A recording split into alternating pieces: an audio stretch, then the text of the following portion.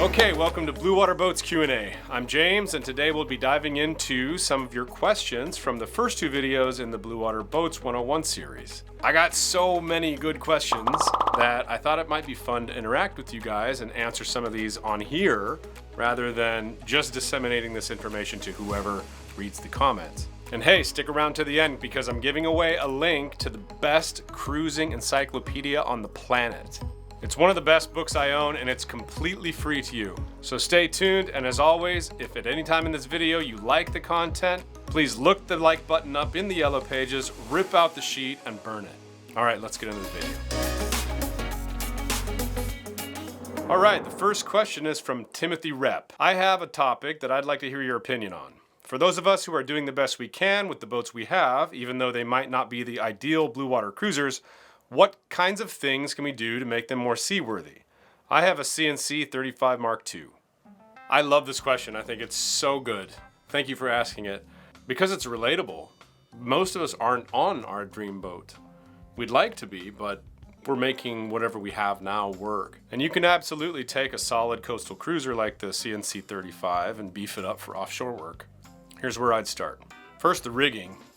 I would make sure everything was 3/16 1x19 wire, or die form if you want the extra 20% strength. I would check the chain plates and replace them if they're original, because these boats have a history of having chain plate issues. And I would consider adding a removable staysail stay.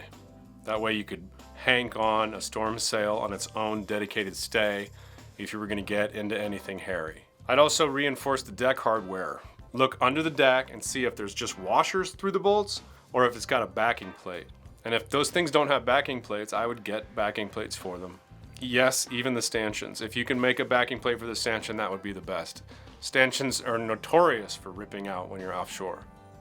The goal is to take green water over the boat and all that force of the water not to rip anything out.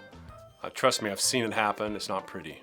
Next, I would take a page out of Lynn Pardee's book and beef up the rudder system. The CNC's shaft, log, and rudder are okay, but there are things you can do to make it a little more beefy. Make sure you have a solid emergency tiller system and consider adding a beefier quadrant, especially if you're going to put any kind of hydraulic autopilot on that. A lot of those boats, the quadrant's not quite big enough and thick enough to handle the loads. Also look into rudder bearing upgrades. Those Delrin washers that are in there now wear out faster than you think, and you do not want that thing seizing on you.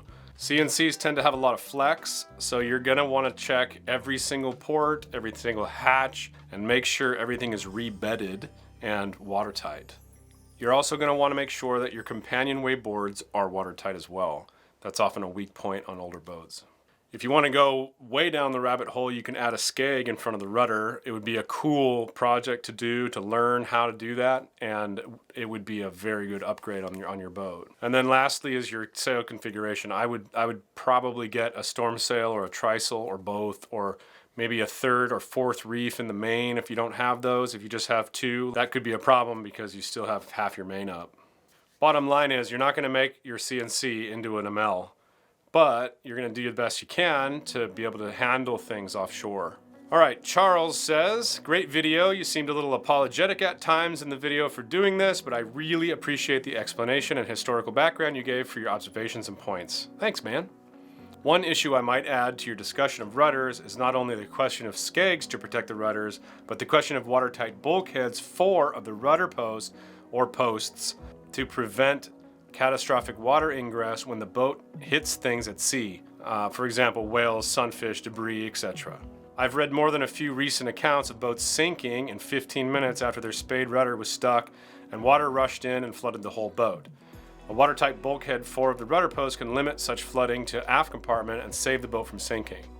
So usually the way that sailboats work is the rudder has a shaft, and then on that shaft is a quadrant right here. The quadrant bolts onto the shaft, and then you push and pull on that quadrant, and the quadrant now turns the rudder. And the way that it goes up into the boat is there's a hull of the boat, and you drill a hole through the boat that's, a few inches, and then you glue a fiberglass tube onto the hull. So you've got this tube sticking up, and that's called the shaft log. There's two of them on the boat. There's one for the propeller shaft, and there's one for the rudder shaft. Now here's the thing, if that shaft log gets damaged in any way, like from the rudder hitting an underwater seamount or beaching or whatever, it will break that log tube off. So the crazy part about this is there's no way to stop the water from coming in from the inside. You have to get out of the boat and then shove a bunch of stuff inside that broken hole with the shaft still in it, moving around. So it can kill a sailboat. It can sink a boat easy. So if you were to put a watertight bulkhead in front of all that steering system stuff, you could quintessentially have this compartment that could fill up with water and the rest of the boat would be okay. It would just sit a little lower in the back. The kicker is almost no production boats have this feature. You'll find it on expedition style boats or certain custom builds like the Krakens, or some of the old Oysters have that, Garcias. But for most companies and most boats, it's cost prohibitive. It would be very hard to engineer that because of where the steering system is and how the steering system works. It would not be a cheap option. So what do you do if you don't have a bulkhead? Well, you can build one, but most of us were not really able to because the steering system is under the bed or not in a place where you can just put a big wall in front of it. So we just have to make sure the rudder's solid, make sure there's a skeg on it, make sure it's strong as we can get, and then have an emergency plan in place. So I'm sorry there's no real great answer for that, but that's the answer. All right, number 3. DZ says, great video. However, a lot of focus on docking and upland sailing when most blue water sailors try to avoid these. Keen to see the next one, thank you. So there's a sailor named Dave Barry that came up with the 5 rules of sailing. And it's hilarious, I gotta share it with you here. So rule number 1 is figure out where you wanna go. Rule number 2, whichever way it is, do not aim the sailboat in that direction. Rule number 3, aim the sailboat in some other direction. Rule number 4, trust me, this is the way sailboaters do it. And rule number 5, they are heavy drinkers. So that's tongue in cheek, but you end up sailing upwind way more than you think. And you end up in tight spaces way more than you think. It's channels, it's reefs, it's trying to get into anchorages, and there's rocks all around you. You'd be surprised how a nimble boat makes that so much less stressful. Okay, number 4 comes to us from Owl Saver. Interesting video. Would having 2 props with 2 rudders help? Well, yes and no. I mean, theoretically it would, but with 2 props, you get 2 shafts, you get 2 transmissions, and you get 2 engines. And where are you going to put them? There are boats that have 2 engines, like Skip Novak's 80-foot expedition boat. There are others too, but I know of no boats that have some kind of coupler for 1 engine and a splitter for 2 shafts. It would make it interesting because then you'd have prop walk and prop wash over 2 rudders and you could kind of play with that, so it might make it really easy to drive. All right, number 5 comes to us from Claire McCarthy. James, this is absolutely the most informative and best sailing video I've ever seen. Thank you so much. My own tiny pocket cruiser, the 27-foot Albin Vega, always has been described as having reverse shear. I think I now understand this means she's higher at the stem than the stern, which she is. Is this correct? Well, first of all, that is an awesome boat. I really like those boats. Did you know that the Albin Vega went to Antarctica? Reverse shear is exactly what it sounds like. Instead of the center of the boat being the lowest point, the center of the boat is the highest point. And there's not a lot of boats built like that, but your boat, the Albin Vega, a lot of folk boats are built like that. And it's just an aesthetic thing and really just to add headroom. So yeah, enjoy that boat. Okay, this comes to us from the Graham. So what happens if you hit a container at full speed mid-ocean? So you really can't see containers because they're like icebergs. If they're even on the surface, then they're barely on the surface and most of it's underwater. By the time you see it, you would have hit it already. Also, you can't rely on forward scanning sonar out to sea like that because the range is like 200 feet. So by the time it picks it up, you would have already hit it. Instead, what we do as sailors is we try to mitigate it before we go out to sea. Make sure the boat that we choose has crash bulkheads in the front. Make sure that the hull is strong. Make sure that the keel is attached well. And then a really good idea is to outfit your boat with a permanent mounted high capacity pump that is already going into the bilge that you flip a switch and that puppy's running and pushing out a whole bunch of water. And then there's emergency sealants like splash zone and putties that you can weld together, and they set underwater. I've only seen one myself in 23 years, and that was off the coast of California. We put a PFD on it and called the Coast Guard, and they were there, and then they took care of it. I think they sunk it, actually. All right, lucky number 7. This comes to us from Tim Sullivan. I'd really like to hear your thoughts on the Dashew boats, particularly Sundeer and Deerfoot. From what I've seen, those are the ultimate blue water cruisers. Okay, this is a really cool story. If you don't know about the Dashews, Steve and Linda were not designers, they were sailors. And after 20 years sailing around the world, they decided, you know, I don't really like the boats we've been on. There's not really anything that's gonna fill our needs, so let's just design our own boat. And when they did that, they didn't decide to just tweak the original designs. Like, they went against everybody. They took the box and came outside of it and then set it on fire and then made it out of aluminum. And like I said, Steve wasn't a naval architect. He was a retired engineer with literally 0 formal training in this type of engineering. And his wife, Linda, wasn't from that era either. They had just been out to sea together for so long that they knew exactly what they wanted and what would work. And so their big idea was, we're gonna outrun storms. We're gonna make them longer and thinner and utilitarian, and we're just gonna go ripping fast. Their whole idea was to make the boat as fast as possible to shorten their time at sea. So these designs were way ahead of their time. They were so radical that it took a long time for the sailing community to catch up. But now you can see shadows of the Dashew's designs in even the modern boats. Boats like the Sundeer and the Deerfoot became legends, and they proved that you could go fast and be safe and be comfortable and not have to sacrifice anything except money. For anybody wanting to dive deeper into the Dashews and their philosophies, I have a 4-part book series from them that's entirely free on PDF, and it's in the link in the description. The Dashews are legends, and yes, their boats are amazing. I used to sail by Beowulf every day. After they were done using it and it was for sale, it was right at the T-head of the end of one of the docks in Marina del Rey, where I had one of my boats for like a year. So I'd sail by that thing just, oh my God. It looked like a battleship because it had no paint on the outside.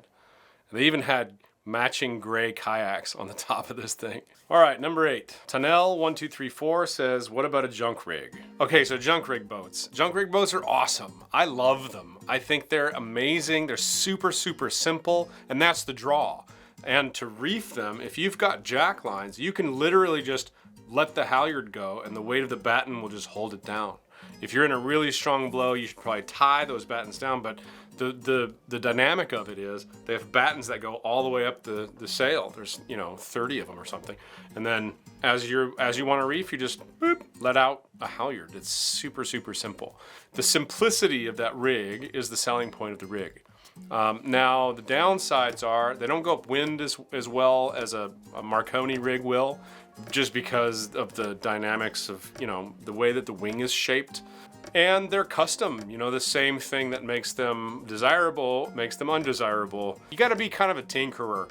Like the people that have junk rig boats love the junk rig, and they're tinkerers, and they know how to fix it, and they know how to do everything, and they're just that type of person. So if you are that kind of person where you like, driving cars that are 100 years old and having a cathode ray television at your house with a dial, you probably like junk rigs. There are some very famous people that have gone around the world with junk rigs. Annie Hill, who wrote Voyaging on a Small Income, Blondie Hasler, Roger Taylor, and even Lynn and Larry Pardee aboard Seraphin had a junk rig for a little while. Okay, number 9 comes to us from Charles Selmer. Excellent, especially in the way you prioritize what's important when sailing offshore and how that's reflected in boat design. My wife and I are going to buy a Kraken 50 and are interested in your views about whether to install in-mast furling or slab reefing for the mainsail. I hear that in-mast systems have improved a great deal and are more reliable now than in the past, but there is a lot of conflicting opinion out there, even among very experienced offshore sailors. Okay, this one's a hard one to answer, man, because they both have their pros and cons, and that's why you've heard conflicting advice about this. But my advice to you is decide where you're gonna go with the boat and fit it accordingly. If you're gonna go around Cape Horn, or you wanna do the Northwest Passage, or you wanna go up into the Aleutian Islands in the winter, or you wanna go into Japan with typhoons, I would say slab reefing would be your friend. If you wanna sail around the world, plus or minus 20 degrees on the milk run downwind, then, you know, maybe buy a cat. You got a serious boat there, bud. I would probably go with, you know, for the resale value and for your own peace of mind, the bulletproof system that is slab reefing. That's my opinion. If it were me, I wouldn't even think twice about it. That's what I would put on there. I think if you interviewed or contacted a lot of the guys that are doing like serious offshore work, you would see that they feel the same way. Like John Kretschmer has slab reefing, Skip Novak has slab reefing, Sail Libra has slab reefing, 59 Degrees North. These are all the guys that are out there every day with people teaching them how to cruise in heavy weather. I will give you just this one word of warning. If you do have a roller furler, make sure you have brand new sails every couple of years, okay? Because once they start bagging out, then it causes problems. All right, if you made it this far, thank you so much for watching. As always, if you like this type of content, would like to see more of it in the future, subscribe to the channel and turn on all notifications to be notified when I put out more videos like this. There's gonna be a third part of this mono series, and then we're done with that. And then we're gonna do a catamaran series, and then we're gonna get into more of the cruising life and cruising skills that you're gonna need to go offshore. If you learned anything, please hit the like button, and I'll see you next time.